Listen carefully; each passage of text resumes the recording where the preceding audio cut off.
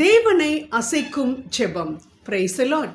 நீ மிகவும் பிரியமானவன், ஆதலால் நீ ஜெபிக்க தொடங்கின உடனேயே கட்டளை வெளிப்பட்டது, அதை நான் உனக்கு அறிவிக்க வந்தேன் என்று கேப்ரியேல் வானதூதர் தானியேலை தொட்டு சொன்னதாக நாம் தானியேலின் புத்தகம் 9:23 வாசிக்கின்றோம்.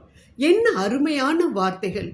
அன்பானவர்களே, தானியேலிடம் கேப்ரியேல் வானதூதர் ஜெபிக்க ஆரம்பித்த உடனேயே உனக்கு பதில் கொடுக்கப்பட்டு விட்டது. ஏனென்றால் நீ ஆண்டவருக்கு மிகவும் பிரியமானவன் என்று சொல்வதை நாம் பார்க்கின்றோம். ஆம் அன்பானவர்களே, ஆண்டவருக்கு பிரியமானவர் ஆண்டவருக்கு பிரியமான ஜெபத்தை சொன்னதினால் உடனே ஆண்டவர் அதற்கு பதிலை அனுப்பிவிட்டார். ஏன் ஆண்டவருக்கு அவர் பிரியமானவர் என்று பார்க்கும் பொழுது, தானியேலின் புத்தகம் 9வது அதிகாரத்தை நாம் படித்து தியானித்தோம் என்றால் இதனுடைய அர்த்தம் மிகவும் நன்றாக நமக்கு புரிகின்றது. ஆம், நமது ஜெபத்தையும் கூட ஆண்டவர் கேட்க மாட்டேன் என்கிறாரே என்று நாம் புலம்பிக் கொண்டிருக்கின்றோம். எத்தனை மாதங்கள், எத்தனை வருடங்கள் அப்பா, நான் இந்த காரியத்திற்காக நான் ஜெபித்து கொண்டே இருக்கின்றேன், எனது ஜெபத்திற்கு ஏன் பதிலே வரமாட்டேன் என்கிறது என்று நாம் கதறிக்கொண்டிருக்கின்றோம் அநேக நேரங்களில்.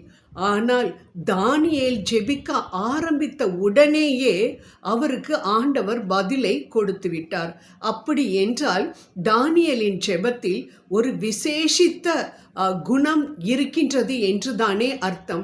நமது ஜெபத்தையும் கூட தானியேலுடைய ஜெபத்தோடு நாம் ஒப்பிட்டு பார்த்தோம் என்றால் மிகவும் நன்றாக தெரியும் ஏன் நமது ஜெபத்திற்கு பதில் வரவில்லை என்று. அப்படி என்ன தானியேல் ஜெபித்தார், எவ்வாறு ஜெபித்தார் என்று பார்த்தோம் என்றால் அவர் உபவாசித்தார். அடுத்ததாக அவர் இரட்டுடுத்தி கொண்டார் என்று நாம் வேதத்தில் வாசிக்கின்றோம் 9வது அதிகாரத்தில். அதாவது தனது சுகபோகங்களை மற்றும் ஆசைகளை, இச்சைகளை எல்லாம் தூக்கி எறிந்து விட்டார் என்று பார்க்கின்றோம். அடுத்ததாக அவர் தனது பாவத்திற்காகவும் தனது ஜனமாகிய இஸ்ரவேலின் பாவங்களுக்காகவும் ஆண்டவரிடம் மன்னிப்பை வாங்கினார், அவற்றை அறிக்கையிட்டு என்று பார்க்கின்றோம். அது மட்டுமல்ல, அவர் தனக்கு ஆண்டவர் செய்த எல்லா நன்மைகளுக்காகவும் நன்றி சொல்லி, அதே போல ஆண்டவருடைய வாக்கு தத்தங்களை பிடித்து கொண்டு அவர் ஜெபித்தார்.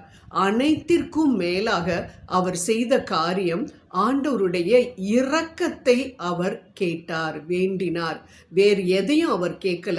ஆண்டவரே, உமது இரக்கம் இருந்தால் மட்டும் போதும் என்று ஆண்டவருடைய பிரசன்னத்திற்காகவும் மற்றவர்களுக்காகவும் அவர் ஜெபித்ததினால் அவர் ஜெபிக்க ஆரம்பித்த உடனேயே விண்ணகத்தில் இருந்து அவருக்கு பதில் கொடுக்கப்பட்டு விட்டது என்று பார்க்கின்றோம். அன்பானவர்களே, நாமும் கூட இந்த மாதிரி மற்றவர்களுக்காக ஜெபிக்கவும், அதே போல நமது பாவங்களை ஆண்டவரிடம் அறிக்கையிட்டு நாம் ஜெபிக்க வேண்டும் என்று மிகவும் தெளிவாக இந்த இடத்தில் குறிப்பிடப்பட்டிருக்கின்றது.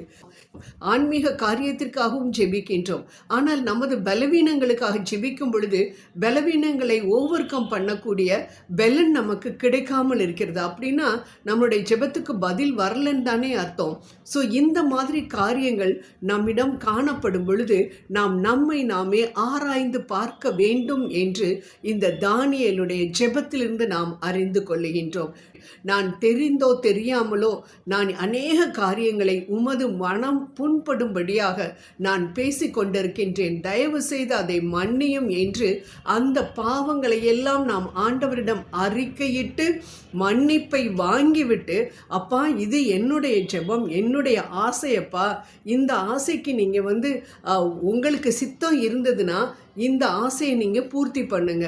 எப்படி நீங்கள் ஜெபிச்சிங்களோ, ஏசப்பா எப்படி நீங்கள் ஆண்டவர்கிட்ட ஜெபிச்சிங்களோ, எனது சித்தத்தின்படி இல்லை உமது சித்தத்தின்படியே ஆகட்டும் என்று, அதே போல நானும் ஜெபிக்கின்றேன். நாம் ஆண்டவரிடம் ஜெபித்தோம் என்றால் நமது பாவத்தை அறிக்கையிட்டு, அதே போல நமது மற்றவர்களுக்காக நாம் ஜெபித்தோம் என்றால் நிச்சயம் ஆண்டவர் நமது ஜெபத்திற்கும் கூட நாம் ஜெபிக்க ஆரம்பித்த உடனேயே பதில் தருவார் என்பதில் சந்தேகமே இல்லை. ஜெபம் செய்வோம். அன்பின் தகப்பனே இறைவா, மற்றவர்களுக்காக ஜெபிக்கவும், அதே போல நாங்கள் எங்களது ஜெபத்திற்காக ஒரு உபவாச நாளை நாங்கள் நியமிக்கவும், அந்த நாளில் எங்களது பாவங்கள், எங்களது குடும்பத்தினருடைய பாவங்களையும் நாங்கள் அறிக்கையிட்டு மன்னிப்பை வாங்கி மற்றவர்களுக்காக நாங்கள் ஜெபிக்கக்கூடிய மனதை நீர் எங்களுக்கு கொடுக்க வேண்டும் என்றும், வாக்குத்தத்தங்களை சொல்லி சொல்லி நாங்கள் ஜெபிக்கவும், எல்லாவற்றிற்கும் மேலாக உமது இரக்கத்தை, உமது பிரசன்னத்தை நாங்கள் தேட வேண்டிய மனதையும் நீர் எங்களுக்கு கொடுக்க வேண்டும் என்று உம்மை கெஞ்சி மன்றாடுகின்றேன். ஆமேன், ஆமேன், ஆமேன்.